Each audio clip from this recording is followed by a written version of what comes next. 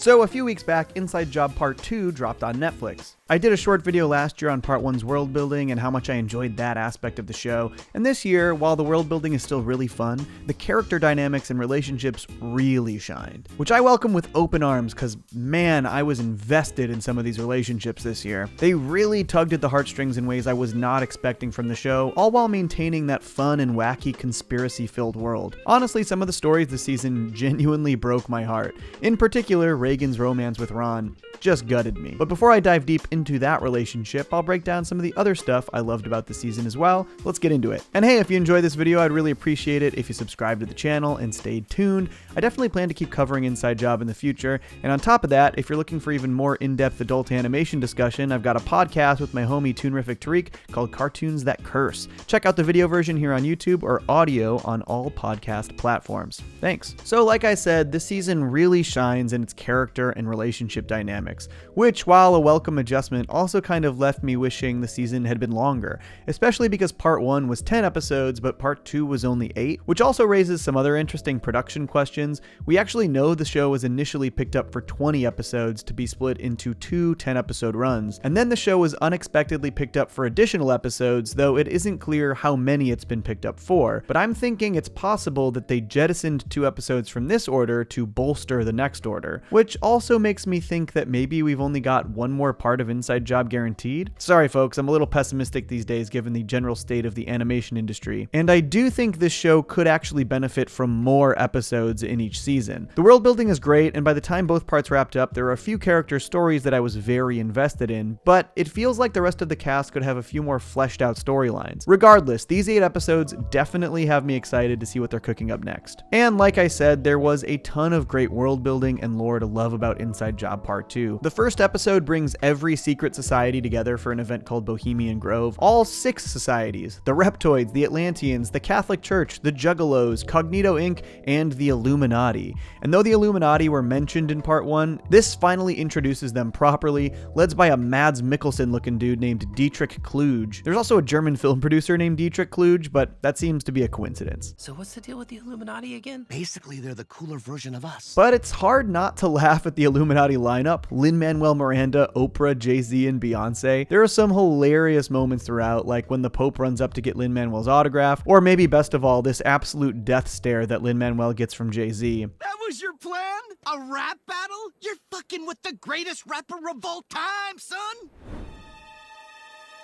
I was also a huge fan of the Juggalos being a society on the same level of all these other secret organizations, plus the major endorsement of the power of the Insane Clown Posse.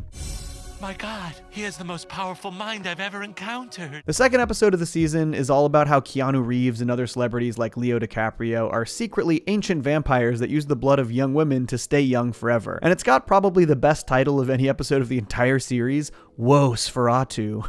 Great stuff. But they also intertwine the story with Reagan's relationship with her mother, who's dating Keanu. It's all really well integrated. The third episode of the season brought us deep underground to meet the mushroom people like Mike, and they confirmed the theories and implications stemming from that shot in the title sequence. Basically that Mike's people came to Earth on an asteroid, and that when apes started eating the magic mushrooms, it expanded their mind and helped guide their evolution, elevating their consciousness. My God! Everyone's college roommate was right! I really enjoyed the 4th episode's Hell on Earth storyline too. The Catholic Church wants help scaring more people back into believing in their religion, so Cognito is supposed to coordinate basically a huge immersive theme park experience complete with demon animatronics to convince people that hell is real and that they all have to repent. And that gave us a whole episode set at the Vatican, which is a fun setting for secret society shenanigans. And some super dark jokes. I'd ask why the Vatican has secret doors, but I think the answer would just bum me out. One of my favorite developments this season was learning more about Brett's family, which gives so much insight into his character. Brett is obviously supposed to be this completely innocuous guy. I think they called him the Comic Sans of people.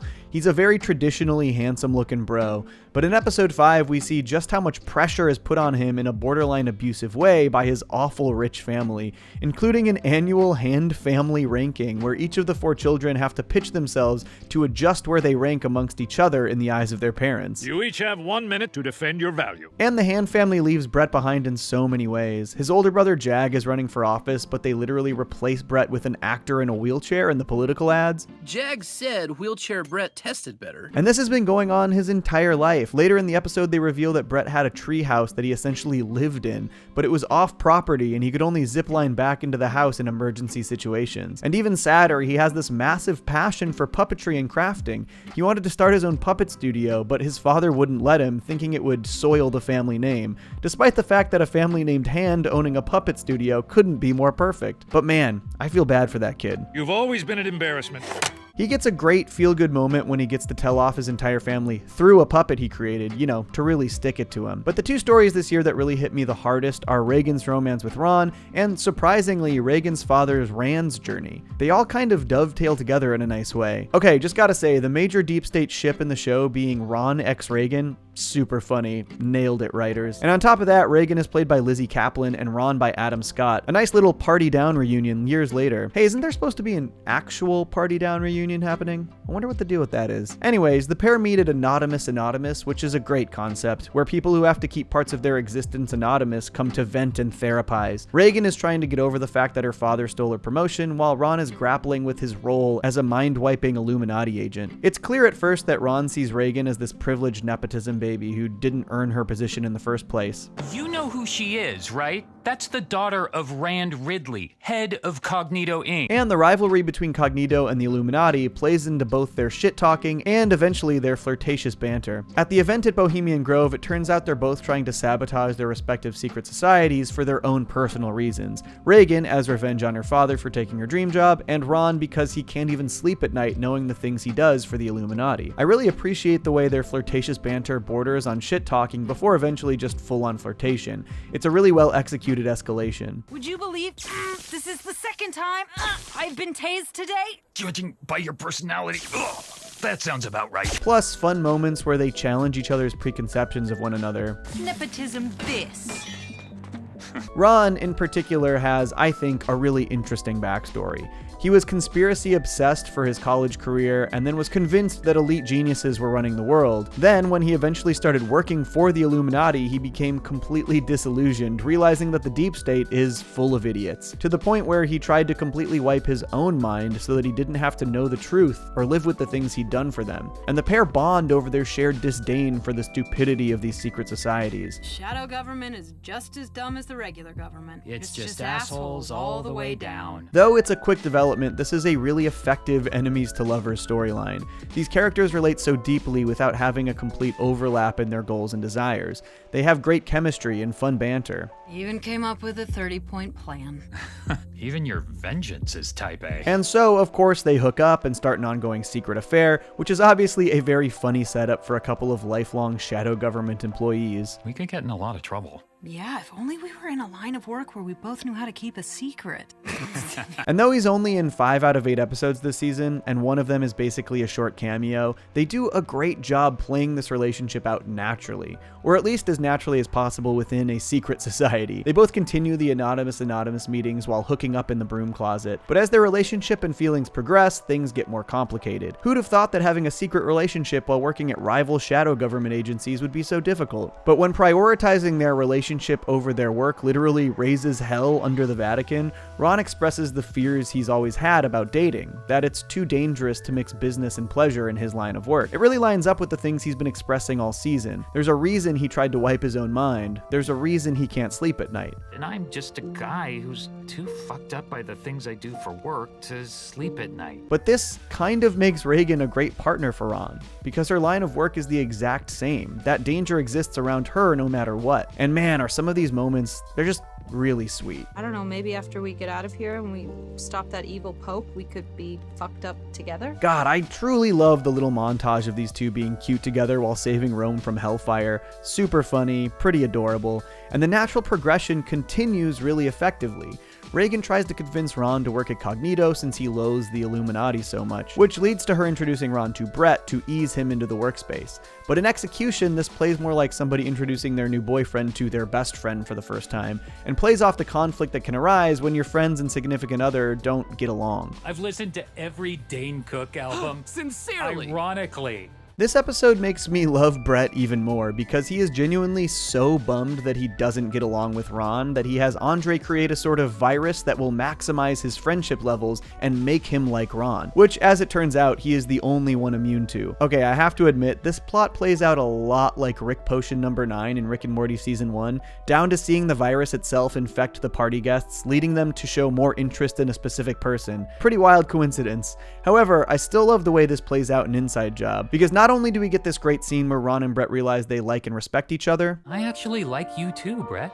Sincerely. but the solution also directly conflicts with Ron's biggest issues as a pawn of the shadow government. The only way to stop everyone from obsessing over him is to wipe their memories so that they never knew he existed. Exactly the thing that has prevented him from sleeping, the thing that makes him want to quit the Illuminati in the first place, the thing that makes him want to wipe his own mind. It's a really smart way to wrap up this episode, making Ron question whether or not being happy while working in the shadow government is even possible, and throwing his relationship with Reagan into turmoil in the process, which is very clear throughout the following episode in which Ron does not appear. But this episode is where a couple of the season's stories dovetail really nicely, at least for me. Plus it plays on the often talked about Mandela effect in a really fun way, bringing up common subjects in this conspiracy such as Sinbad's non-existent genie film and the Berenstein vs. Berenstain Bears controversy, etc. The big reveal is that Rand and JR, when they were younger, discovered the technology to shift aspects of the timeline. Not a full-on Rick and Morty style universe-hopping adventure. It's a different take on the idea where aspects of the universe the show is set in shift and change according to other timelines. The only thing preventing our characters from shifting into their new alternate lives are these tinfoil hats.